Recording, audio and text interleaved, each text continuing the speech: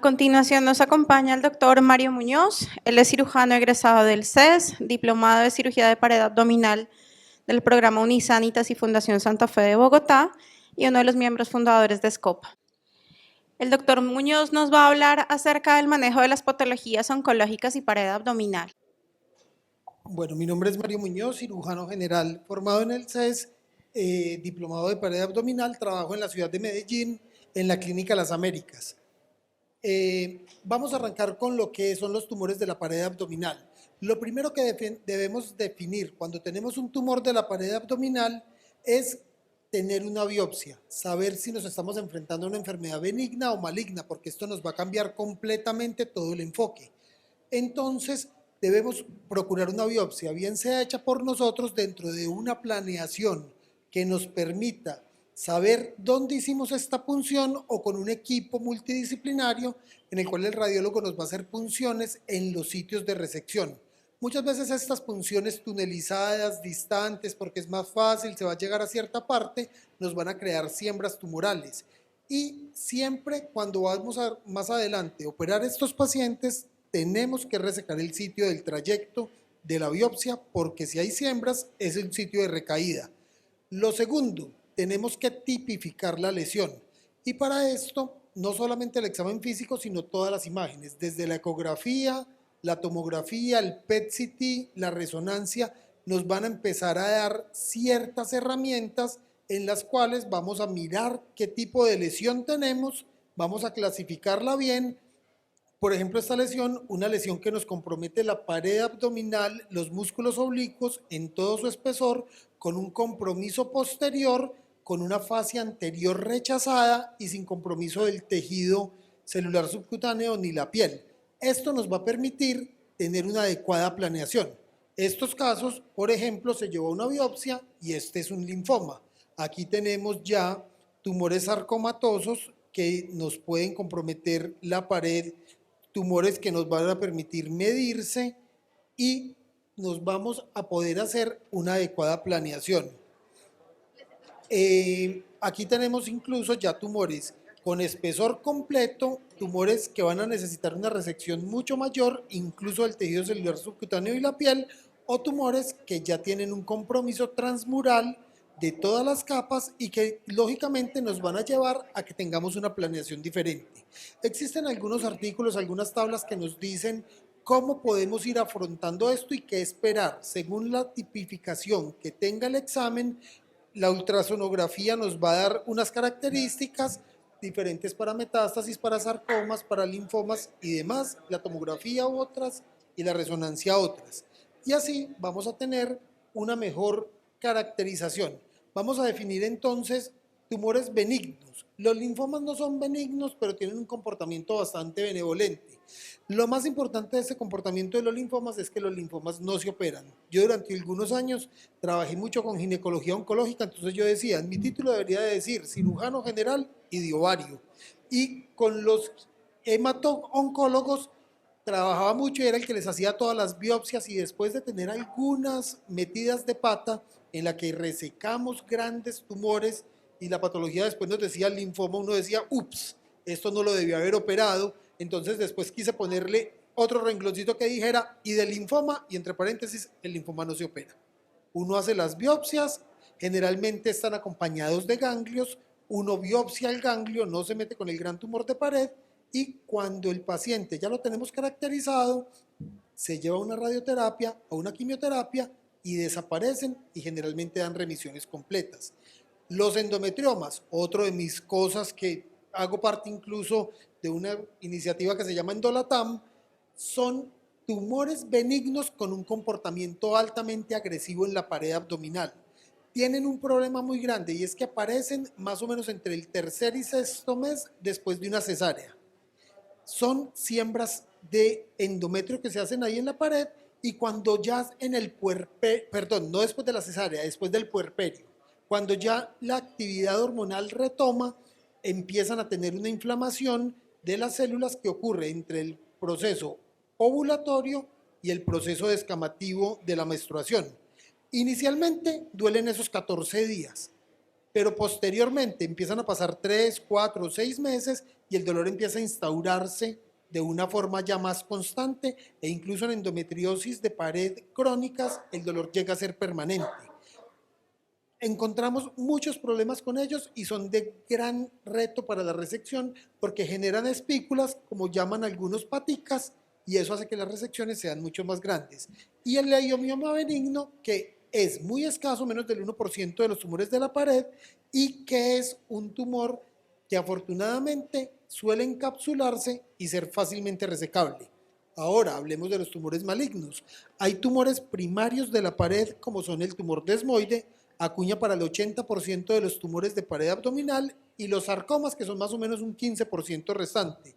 El otro 5% los vamos a tener como los tumores secundarios de la pared abdominal, generalmente metástasis, aunque metástasis exclusivas a pared son muy escasas, y las siembras tumorales de las laparoscopias, biopsias y demás, que sí son muy comunes.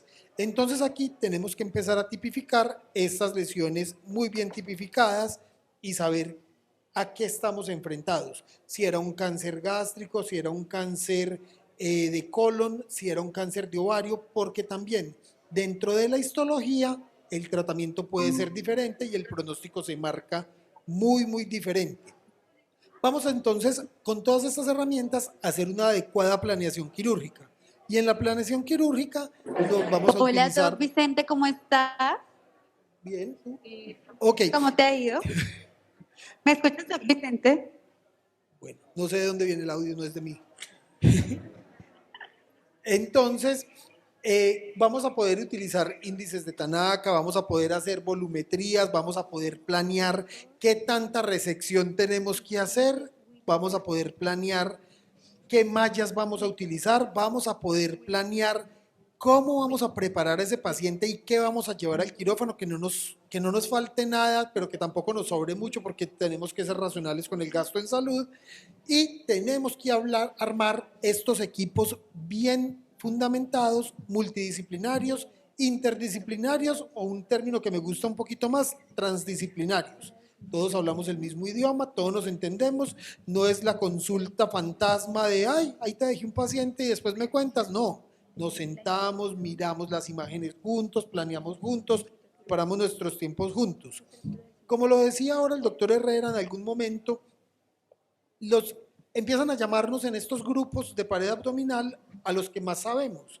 Entonces el cirujano oncólogo, que muchas veces está muy bien capacitado para hacerlo, no lo hace con tanta frecuencia. Nosotros en pared abdominal empezamos a hacerlo con cada vez más frecuencia, entonces empiezan a buscarnos y tenemos que dar estas buenas alternativas. Contar con el plástico, los radiólogos, los anestesiólogos, los fisioterapeutas, las nutricionistas, los psicólogos. Hay cambios en el contorno corporal importantes, muchas veces asociados a estos tratamientos, más el pronóstico oncológico, pues lógicamente necesitamos todo este tipo de apoyo. Debemos llevar los pacientes en las mejores condiciones posibles, la prehabilitación física, controlar los factores de riesgo, fortalecer la pared abdominal son fundamentales y son cosas que vienen cogiendo cada vez más evidencia. Modificar los factores de riesgo modificables y tratar de llevar en las mejores condiciones los factores de riesgo modificables. Planear qué vamos a hacer. Hace parte de la prehabilitación yo ponerle una toxina botulínica al paciente, yo ponerle un preneuroperitoneo. Entonces es importante. Y de ahí ya llegamos al acto quirúrgico. ¿Qué es lo más importante cuando hablamos de oncología? Margen, porque del margen está el pronóstico. Entonces hay que ser insistentes. Aquí viene una cosa que es muy llamativa, y es que nosotros generalmente en defectos de más de 2 centímetros de la pared abdominal tenemos que empezar a considerar la posibilidad de poner una hernia. Y si tenemos un defecto de un tumor de 1 centímetro y el margen para ese tumor, digamos un desmoide, es de por lo menos 5 milímetros para cada lado, ya tenemos 2 centímetros. Si la lesión es de 3, ya el margen debería ser por lo menos de 1, ya tenemos una lesión de por lo menos 5 centímetros. Entonces lesiones muy pequeñas en oncología dejan defectos muy grandes. Y tenemos que ir con preparación para no dejar al paciente dañado. Tenemos que hacer reparos que sean dinámicos y funcionales de la pared abdominal.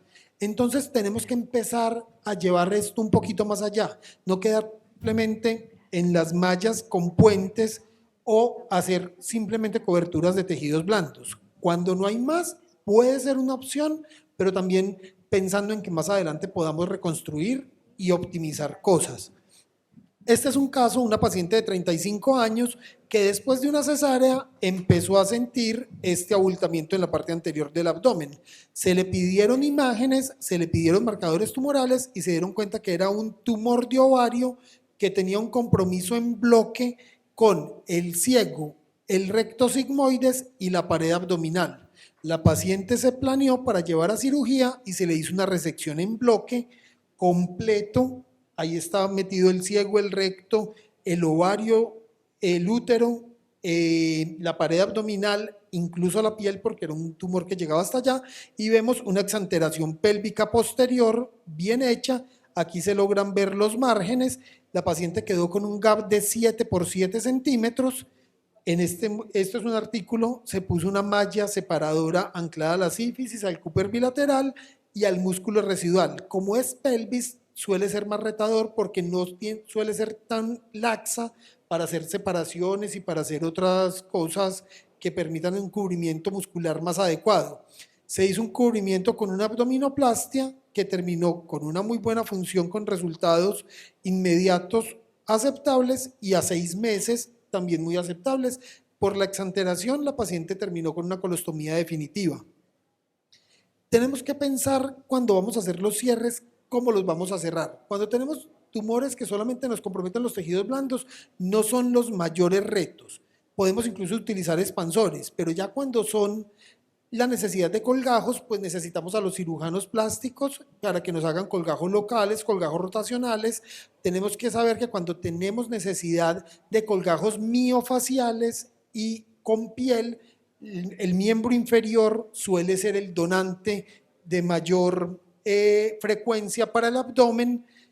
Tenemos que tener todas las herramientas que podamos a nuestra disposición, sistemas de presión negativa, cierres dinámicos que cada día vienen cogiendo más fuerza, saber que muchas veces un cierre primario con una malla de refuerzo reduce la cantidad de hernias y que uno dice, pero no es lo ideal, podríamos estar pensando un poco más allá y hacer algo como separación de componentes, pero tenemos que tener en cuenta que en oncología la separación de componentes es abrir espacios colonicen con tumor. Entonces, la separación de componentes la dejamos reservada solamente cuando tenemos remisión completa de la enfermedad y ojalá segundos tiempos. Por lo demás, tratar de utilizar mallas biológicas absorbibles, puentes bien hechos con cubrimientos adecuados siempre que sea posible o colgajos libres. ¿Qué nos debemos llevar a casa? Que es una patología mucho más común de lo que creemos, sobre todo en estos centros que conjugan oncología y pared abdominal, se vuelven centros de referencia para estos casos difíciles, que tenemos que hacer una resección acorde a la patología. Por eso les decía los márgenes, muy importante tener en cuenta que si la patología merita márgenes muy grandes, pues márgenes muy grandes tenemos que hacer. A mayor tamaño, mayor necesidad de, pero miren que ya estamos hablando que lesiones hasta de 1 centímetro pueden llegar a necesitar mallas.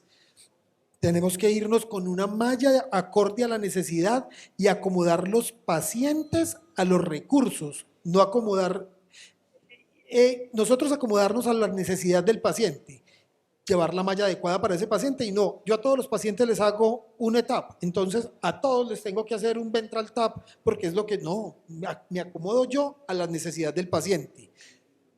Tratar de ser lo más fisiológico posibles. No podemos tener, alguna vez lo tuve en mi práctica, pacientes con resecciones muy grandes, con cierres primarios y casi que llevándole las costillas a la cresta ilíaca y el pobre paciente como el jorobado de Notre Dame andando por la vida. No, tenemos que llevar a funcionales, tener esos pacientes en adecuadas condiciones. Y aquí lo pongo como una pregunta final, mallas separadoras versus biológicas, pero esta es una pregunta que podemos extender mucho más allá. Reconstrucciones complejas, pronósticos oncológicos, necesidad de separación de componentes cuando el paciente esté en remisión completa de su enfermedad, qué nuevas tecnologías nos van a ir llegando a futuro. Casi que la pared abdominal oncológica se viene manejando casi que 100% abierta, a futuro qué tanto vamos a avanzar en la laparoscopia, qué tanto vamos a avanzar en la robótica, qué tan bueno va a ser esto para nuestros pacientes. Nos deja todavía muchas expectativas, muchas dudas, pero es algo que vamos a ir construyendo y que la ciencia viene construyendo en el paso a paso. Esto es un abrebocas, es una charla corta, pero que nos puede dejar ciertas dudas y ciertas iniciativas hacia dónde debemos llegar. Les doy las gracias y honrado de estar acá.